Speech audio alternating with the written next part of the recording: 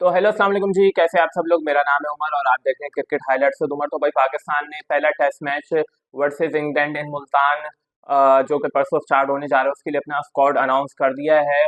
और to be honest मैं बात करूंगा दोस्तों, टू बी ऑनेस्ट बात करूंगा, मैं जो हूं ना, मैंने स्क्वाड देख के मैं काफी हद तक मैं डिसअपॉइंट हुआ हूं। मुझे उम्मीद थी कि जिस तरीके का अभी पिछली सीरीज हुई है पाकिस्तान की बांग्लादेश के साथ के, उसके बाद कोई मैसिव चेंजेस हमें शायद देखने को मिल जाएं, क्योंकि जिस तरीके का वो डिफीट था और जिस तरीके की हमारी परफॉर्मेंस रही थी हमारे प्लेयर्स की, मुझे काफी उम्मीद थी। और जिस तरीके की एक एक बातें हो रही थी कि भाई पाकिस्तान में अब काफी चेंजेस होंगे टीम के अंदर के हम अब अच्छी उस पे जाएंगे, तो चैंपियंस कप हुआ उसके बाद मतलब नया टैलेंट आएगा, इस तरीके की हमारे पास बातें आई। पहले आपने कामरान गुलाम को अपना उससे स्क्वाड से ड्रॉप किया, उनको आपने कंसीडर ही नहीं किया जो जिन्होंने सबसे अच्छी परफॉर्मेंस दिखाई थी। उसके बाद जी आप स्पिनर को लेके आते हैं, अपना नुमान अली को लेके आते हैं। नुमान अली को आपने ड्रॉप कर दिया पहले टेस्ट मैच में मुल्तान में।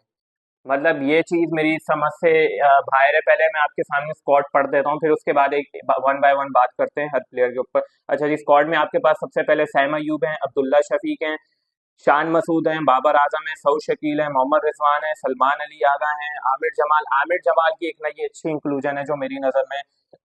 बाकी हैसिटिक सेम टीम है आपकी। शाहीन अफरीदी खेल रहे हैं।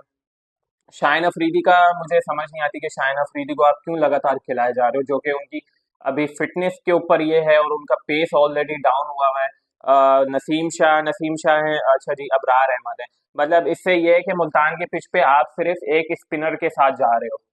मतलब एक स्पिनर, एक रेगुलर स्पिनर के साथ जा रहे हो, तो इसका मतलब ये कि जो आपके पास दूसरा स्पिनर है वो सलमान अली आगा है। आप सलमान अली आगा को एक रेगुलर स्पिनर के तौर पे कंसीडर कर रहे हो।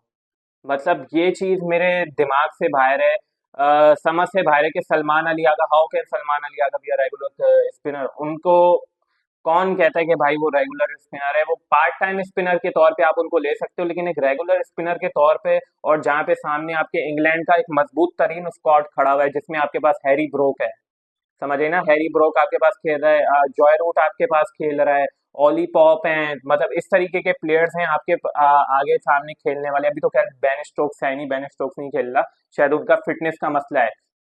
अब ये चीज आप देखो, बेन स्टोक का हल्का सा फिटनेस का उनको डाउट है, उन्होंने बेन स्टोक को बिठा दिया। जबकि हमारे यहाँ शाहीन अफरीदी लगातार उनकी फिटनेस के मसाइल रहे हैं, उनका पेस डाउन है, लेकिन हम उनको लगातार खिलाए जा रहे हैं। अच्छा जी, दूसरा सबसे बड़ी डिसअपॉइंटमेंट जो मुझे हुई है कि आपने खुर्रम शहजाद को बिठा दिया। मतलब समझ से बाहर है यार, खुर्रम शहजाद को आपने किस उसमें किया? अरे भाई, वो आपके पास वाहिद बॉलर था जो बांग्लादेश से सीरीज में जिस बंदे ने विकेटें ली हैं, जो बांग्लादेश के 22-26 रन पे 6 आउट थे ना, वो खुर्रम शहजाद की वजह से थे। उसमें से 4-5 विकेटें तो खुर्रम शहजाद ने ली थी। उसके अलावा आपके किसी बॉलर ने परफॉर्मेंस क्या दिखाई थी वहां पे, जो वो 22-26 रन से वो 250 तक पहुंचे, और आपने उस प्लेयर को ही बिठा दिया? मतलब कौन ये सिलेक्शन कर रहा है यार? मुझे बहुत डिसअपॉइंटमेंट हुई है टू बी ऑनेस्ट। बाकी आप लोग हर हर बंदे का एक अपना ओपिनियन है, लेकिन मेरे लिहाज से खुर्रम शहजाद आपको हमजा हमजा मीर को भी करना चाहिए था, अपना टीम में रखना चाहिए था, आपने उनको भी स्क्वाड में नहीं लिया। मतलब यार ये चीज मुझे समझ से बाहर है। आप लगातार आप ये चीज समझ नहीं आ रही, खुर्रम शहजाद को आपने किस वे में, दूसरी गलती आपने यहाँ पे कर रहे हो, आप नुमान अली को बिठा रहे हो उस पिच के ऊपर जहाँ पे वो जो पिच ही स्पिनर को सपोर्ट करती है। आखिरी दफा इंग्लैंड वर्सेस पाकिस्तान वाला जो अपना टेस्ट मैच हुआ था, उसमें अबरार अहमद ने विकेटें ली थी, याद होगा आपको, पता नहीं 10 विकेटें ली थी या कितनी ली थी, उसके अलावा वहां पे कोई और कर ही नहीं सकता।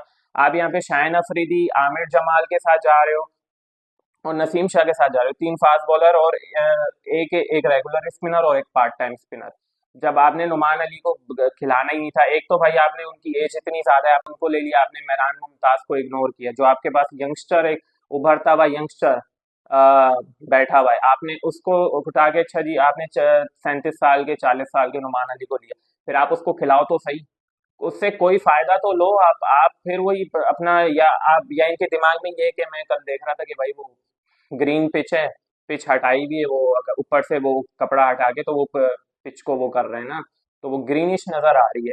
अब या तो इनके दिमाग में ये आ गया कि भाई वो फास्ट बॉलर को सपोर्ट करने की पिच बनाई, इसलिए आप फास्ट बॉलर के साथ जाओ, लेकिन फास्ट बॉलर आपके पास खुर्रम शहजाद जबरदस्त बॉलर था, वो इतनी अच्छी बॉलिंग कर रहा था, आपने बिला वजह उसको बिठा दिया, स्कॉट से ड्रॉप कर दिया।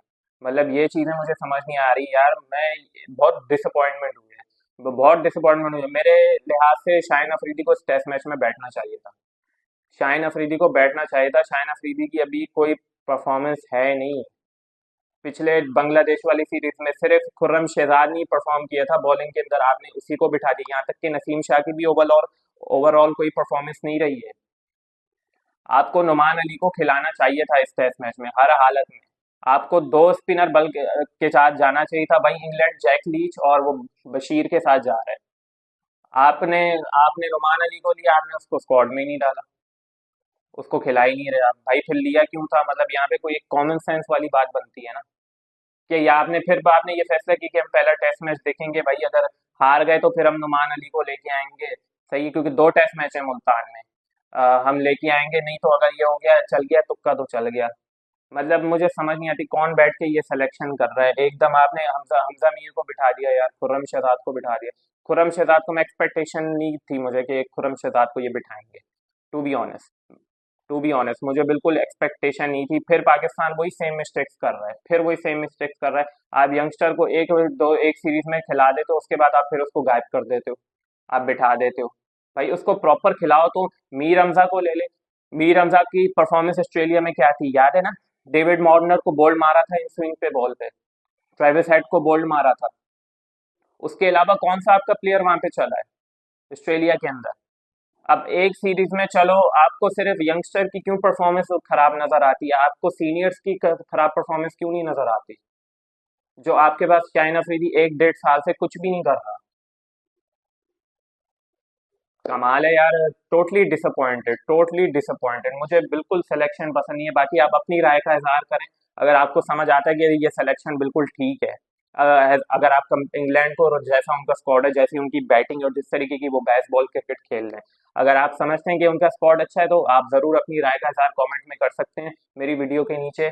बहरहाल अब तक के लिए मेरी इस वीडियो में यह था। अगर आपको मेरी वीडियो पसंद आती है तो प्लीज़ से लाइक शेयर सब्सक्राइब जरूर करें। बाकी अपना और अपनी फैमिली का बहुत ख्याल रखें। Take care. अल्लाह हाफिज़। Peace upon.